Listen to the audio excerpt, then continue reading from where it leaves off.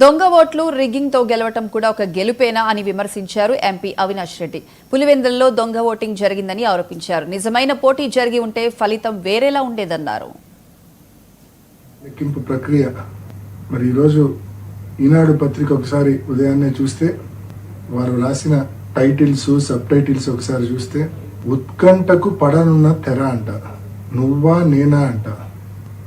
లోకేష్ గారి స్టేట్మెంట్, ప్రజాస్వామ్యం నిలబడింది అంట. ఎవరిని నమ్మించడానికి ఈ మాదిరి రాతలు రాస్తా ఉన్నారు? అసలు ఓటింగ్ జరిగింటే కదా అక్కడ మీరు ఈ మాదిరి రాతలు రాయాల్సింది.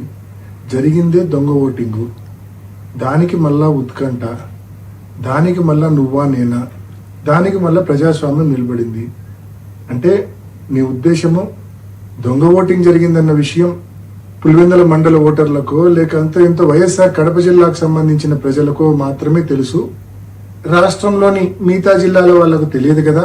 మన ఎల్లో మీడియాను అడ్డం పెట్టుకొని రాష్ట్రమంతా ఏదో నిజంగానే ఓటింగ్ జరిగింది, ఆ ఓటింగ్ లో తెలుగుదేశం పార్టీ గెలిచింది అని చెప్పి మభ్య పెట్టచ్చు అని చెప్పి ఈ మాదిరి రాతలు రాయడము ఎంత అనైతికం అని చెప్పి నేను తెలియజేస్తా ఉన్నా. ఇది అనైతికం కాదా? అనైతికల్ కాదా ఇది? దొంగ ఓటింగ్ జరిగిందన్న విషయం మొత్తం స్పష్టంగా అందరికీ అర్థమైంది. అయినప్పటికీ మీరు ఈ మాదిరి రాతలు రాస్తా ఉన్నారంటే మీ న్యూస్ పేపరు మీ ఛానల్ ఎంత అనైతికలో ఒకసారి గమనించుకోవాల్సిందిగా, ఇంట్రాస్పెక్ట్ చేసుకోవాల్సిందిగా నేను మనవి చేస్తాను.